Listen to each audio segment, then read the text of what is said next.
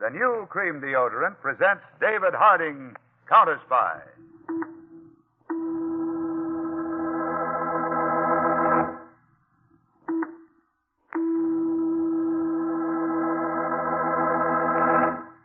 Washington, calling David Harding, CounterSpy. Washington, calling David Harding, CounterSpy.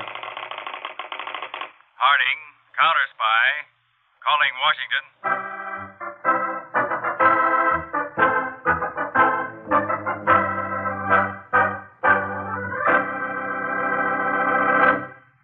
David Harding, CounterSpy, is brought to you by Fresh. Fresh, the new cream deodorant that stops perspiration worries safely. Switch to Fresh to be sure.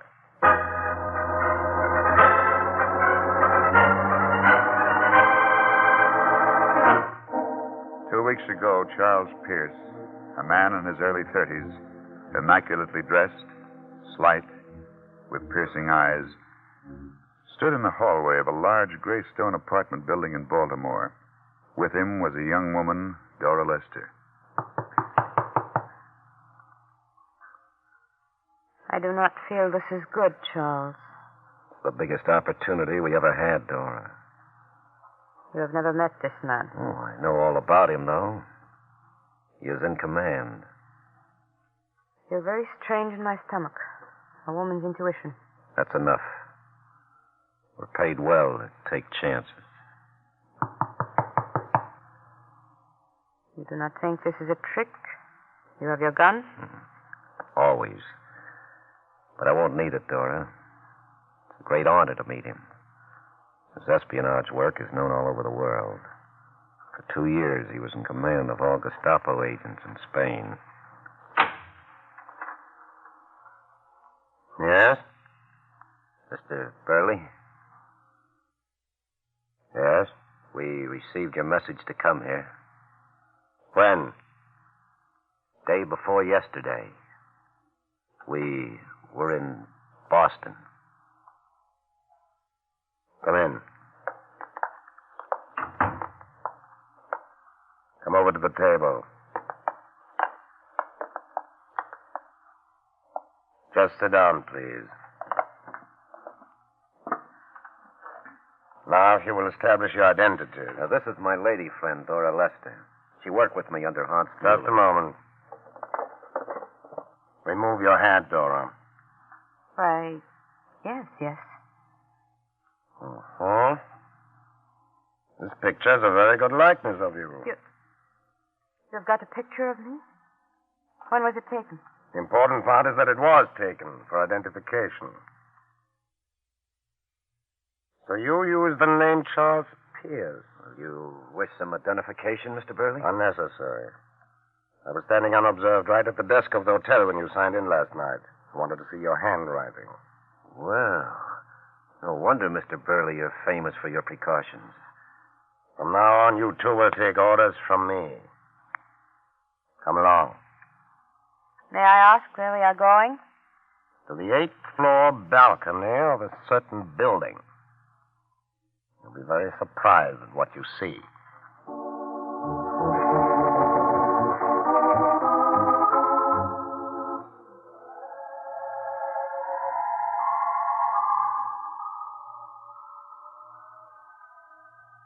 A person could very easily fall to his death from this balcony.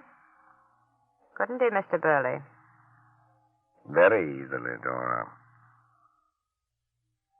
Now, Charles, see that long, low building over there? The one fenced in with the barbed wire? Yes.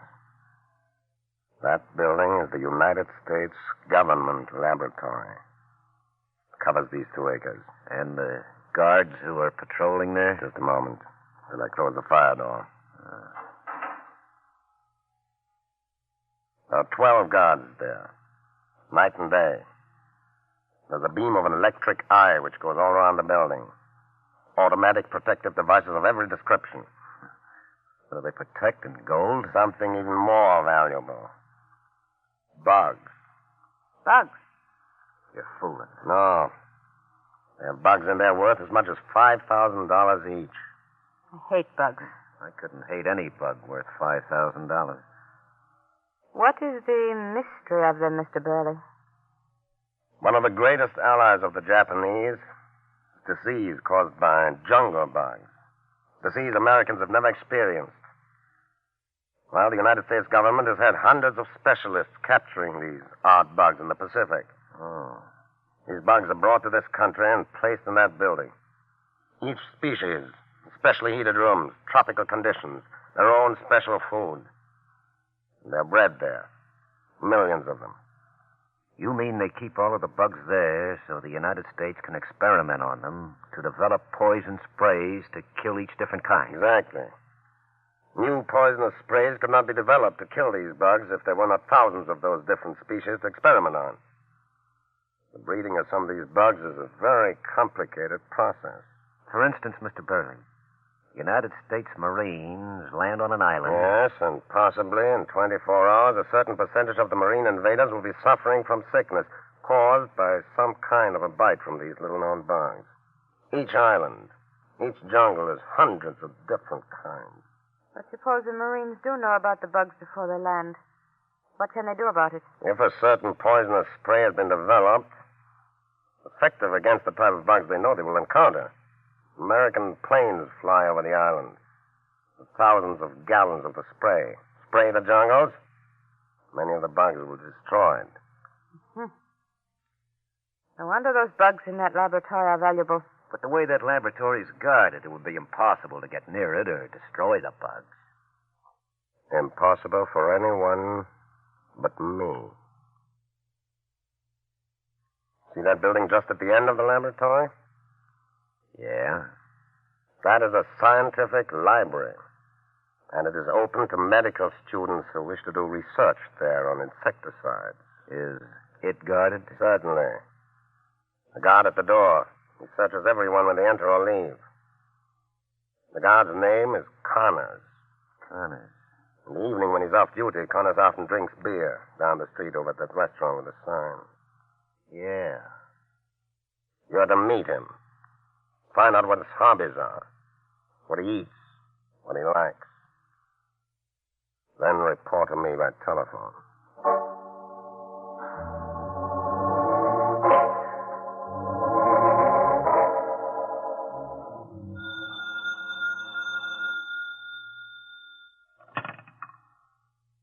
Hello? Mr. Burley? Yes? That gentleman you asked me to meet. Yeah? I've become quite friendly with him. His hobby is, dogs. Dogs? Yes. He talks about them by the hour. Oh. Very interesting. What shall I do? Come to my apartment at 11 tonight. When you visit the scientific library again tomorrow, I will have had something planned.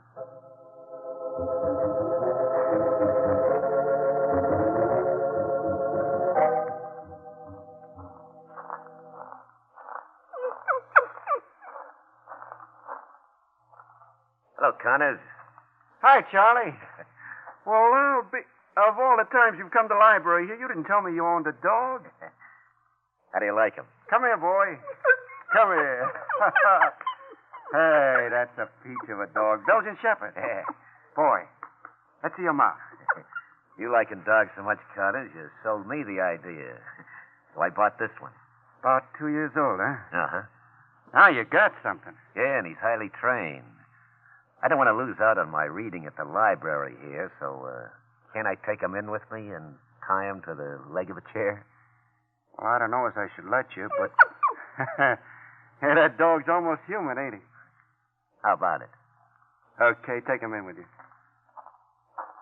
Hey, Charlie. Wait a minute.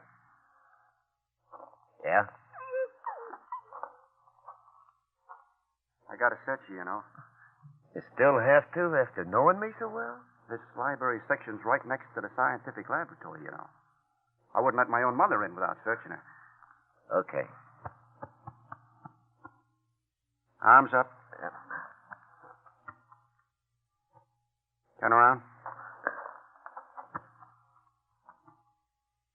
Okay. You're sure a thorough guard, Connors. I got 2 kids in the Pacific. You bet I'm thorough. Okay, Charlie. If you keep them quiet, you can take them in.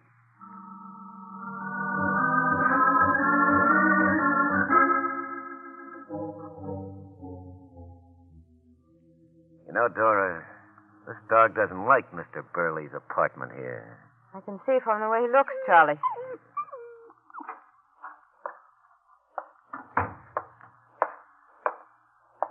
Now, Charles. Yes, sir?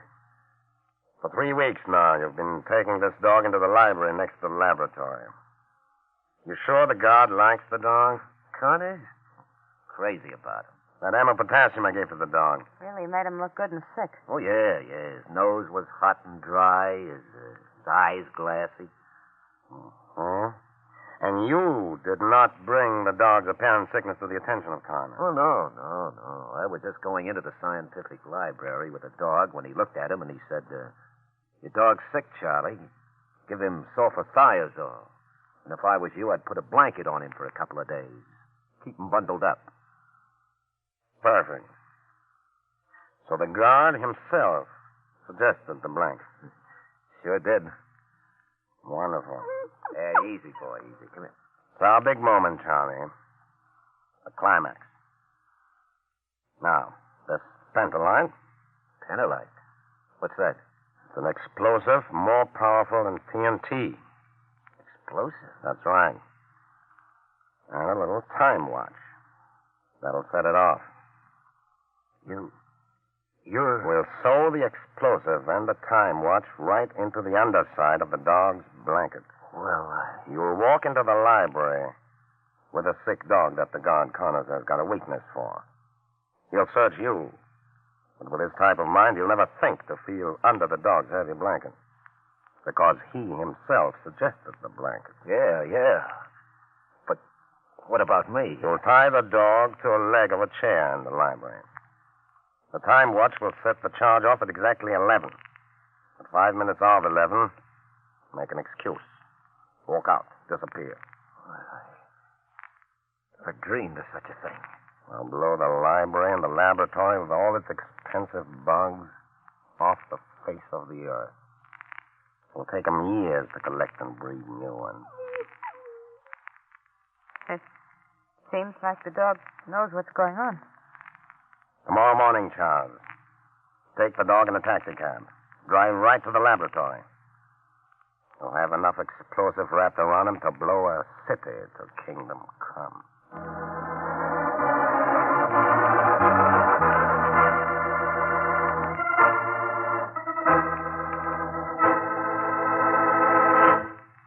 And now, ladies and gentlemen, we come to that part of our program known as Be Fresh or Be Fired. Yes, the Be Fresh or Be Fired department. Maybe you might want to call it the Be Fresh or Be Lonely department. Well, anyhow, it's a quiz corner where a fresh answer is always welcome. First question. Why do you refer to 4 o'clock in the working day as a time when you're apt to come up against the deodorant deadline? And the answer? Because when you're working, an embarrassing deodorant failure is more likely to happen toward the day's end.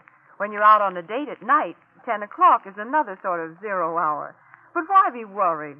Switch to that new cream deodorant Fresh, to be sure. Second, a man's question. Is using Fresh a sissy thing to do? And the answer? Well, Fresh is a big seller among GIs and post exchanges all around the world. That's plenty answer. Which brings us to a question frequently asked.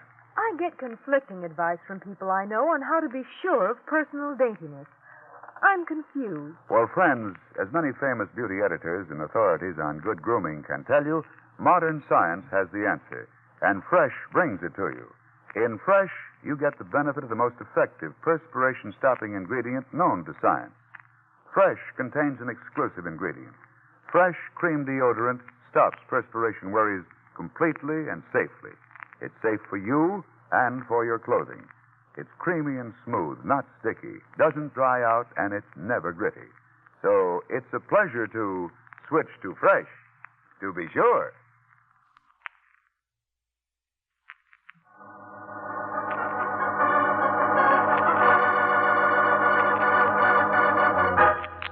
Now, back to David Harding, CounterSpy.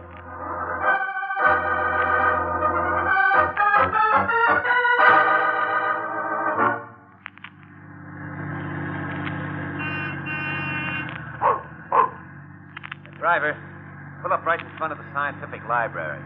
Right next to the laboratories there. Okay, buddy. What's the matter with your dog? Got the pip? Not feeling good. I was wondering why you had a blanket on him in this hot weather.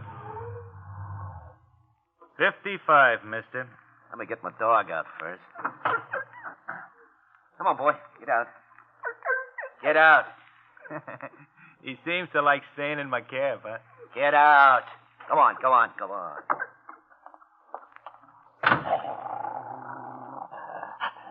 Hey, I guess he sees the big dog the woman's got over there. Got change of $1? Oh, sure. I guess the big police dog over there don't like your dog. Stop it, stop it. Hey, there. Hey, that woman's having trouble holding her dog. Hey, hold on to your dog. Don't bring him over here. I can't hold him. He's stronger than I am. There's gonna be some action. Hey, hold on to that dog. Boy, come here now. You're too late, mister. Hey, you gotta hold that dog. Get your dog away. I can't. Come on, boy. Come here. She's lost him.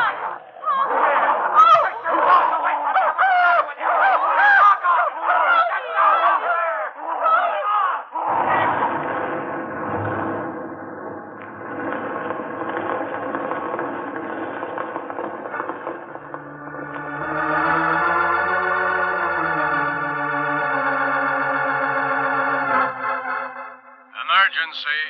Calling all cars. Proceed immediately to street in front of Baltimore Experimental Laboratories. There has been a big explosion on sidewalk, blowing taxicab and 2 or more persons to pieces. Emergency.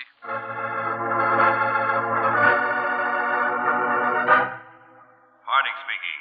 All roving Washington CounterSpy investigators leave for Baltimore immediately. Emergency. Explosion in front of government laboratories.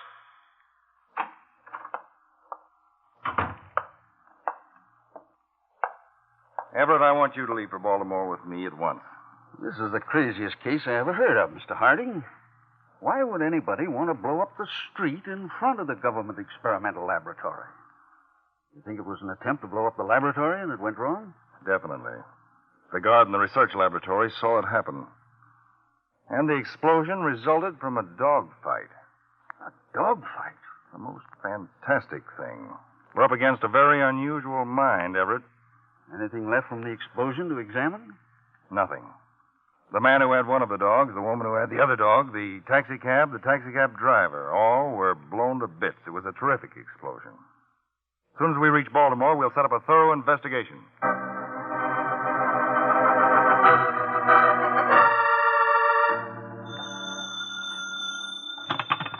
Baltimore field office, Harding speaking. We located the kennels, Mr. Harding, where the dog was bought.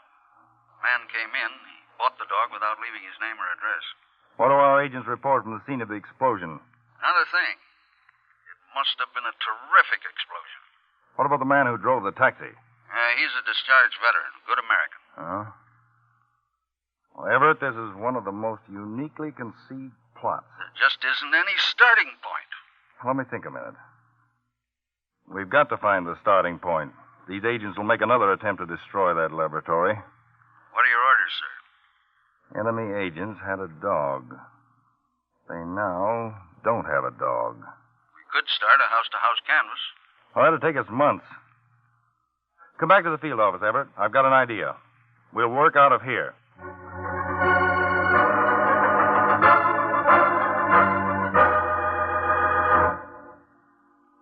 I'm feeling very nervous, Mr. Burley. Can't we leave this apartment and go someplace? What time is it, Dora? Almost midnight. All right. We'll go out to eat. Seems funny not having Charlie around. Don't mention that fool. He bungled my whole plan. Have the newspapers said anything about the explosion? Just one little item. The government must have clamped down with censorship. You're going to try some other way to destroy the laboratory? Of course.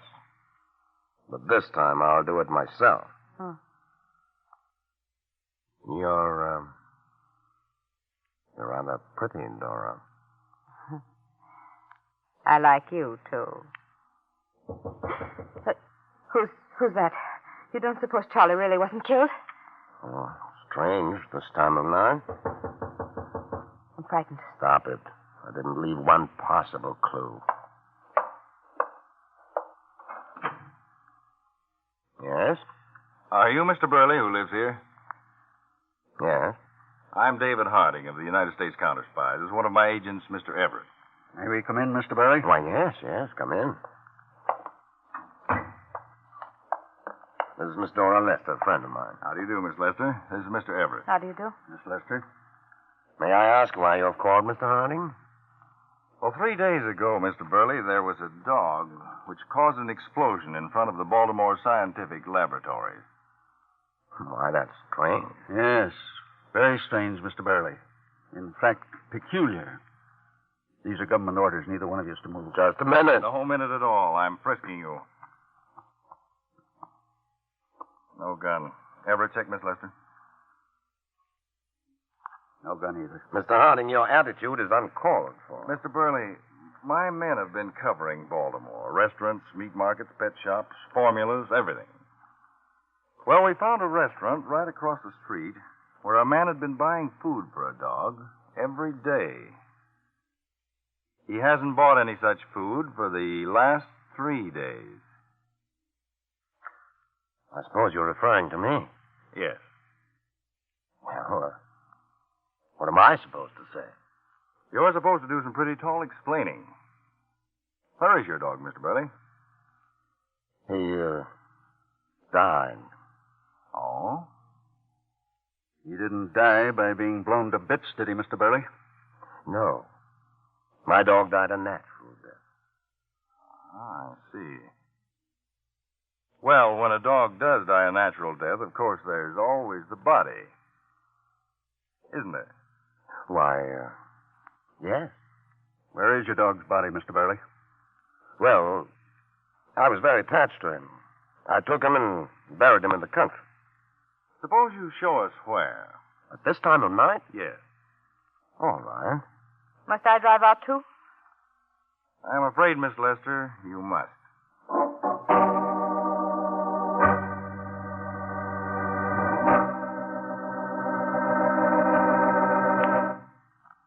David Harding will be back in a moment. But meanwhile, what do you think is the best advice to give to a young lady who says, You know, when my lipstick has gone back on me, or when it's worn off, or maybe kissed off, my little mirror is a good friend. It always warns me. But when my deodorant has gone back on me, nothing or no one will warn me. What's a girl to do? well, friends, as many famous beauty editors and experts on good grooming and personal charm can tell you, modern science has the answer, and Fresh brings it to you. Yes, Fresh contains the most effective perspiration-stopping ingredient known. Fresh contains an exclusive ingredient. Fresh stops perspiration worries completely and safely. Ladies and gentlemen, each and every one of you, someday, sometime, may reach your deodorant deadline. The deodorant you are using may suddenly stop working. Why take chances? For lasting protection, switch to Fresh. To be sure, that's Fresh. Fresh.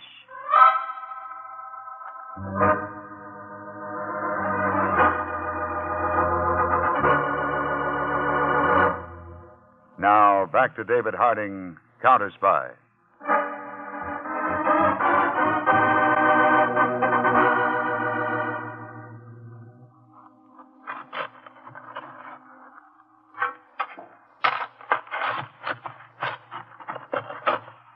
Would you like me to help your agents in the digging, Mr. Harding? They're doing all right, thank you, Mr. Burley. I'll just switch the beam of the searchlight, Everett. I feel like I'm going to faint. Keep still, Dora. You evidently don't believe me about burying my dog here, Mr. Harding. I'm afraid I don't, Mr. Burley. Look, Mr. Harding. There is something down there. What? Everett, dig a little more right there. Right.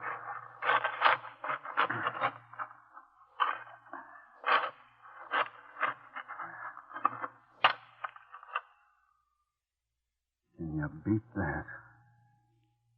What do you think, Chief? Let me focus the flashlight.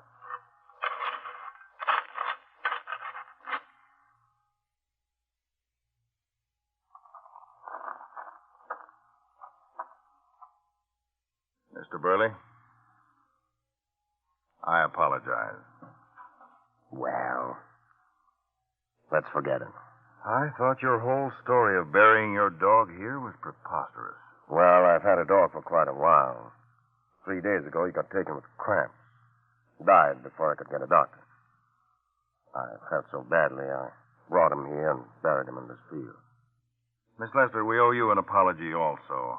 I'm so nervous and upset. Frightened me so the way you came into the apartment.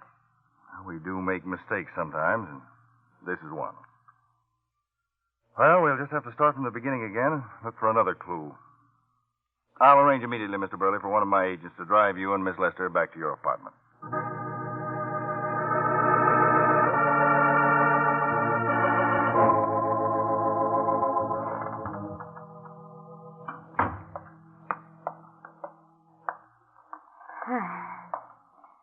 Seems so good to be back in the apartment again.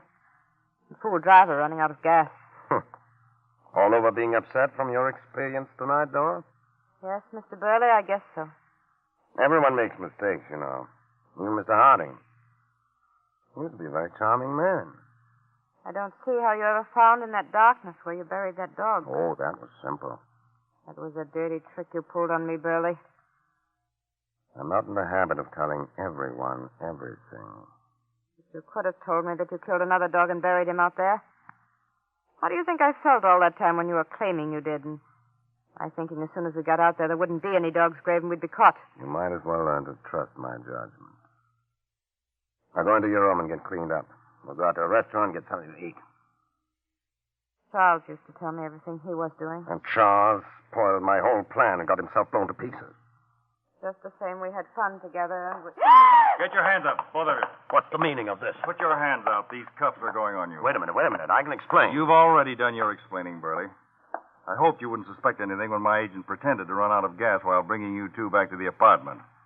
It gave me time to go to the police station and see if anyone during the past 3 days had lost a black shepherd dog with a tooth missing from the lower right jaw. What does that prove? It proves that when your other dog was blown to pieces, you didn't dare go to the kennels and buy another.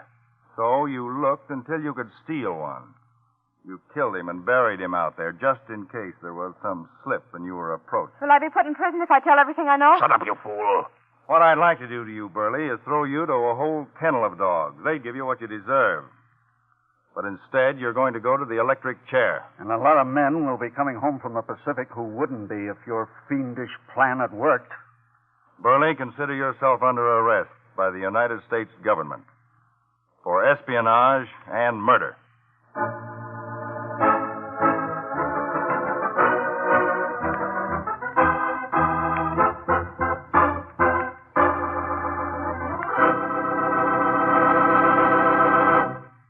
And now here is Mr. Harding to tell you about next week's case. I have before me a report of a German minesweeper which had just sailed into an Atlantic port and given itself up. I have here a report of a suspect living at an expensive, exclusive summer hotel overlooking that same port. This girl has recently fallen in love. And here's a report of a body just found in the same harbor. All these things don't happen like that unless they're carefully planned. This case is an emergency. We're leaving to investigate it immediately. Hear the startling, exciting account of this case Wednesday, August 1st, same time, same station. David Harding, CounterSpy.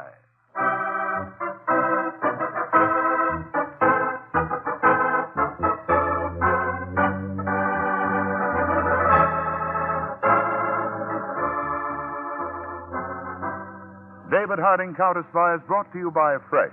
Fresh, the new cream deodorant that stops perspiration worries safely. Switch to Fresh to be sure.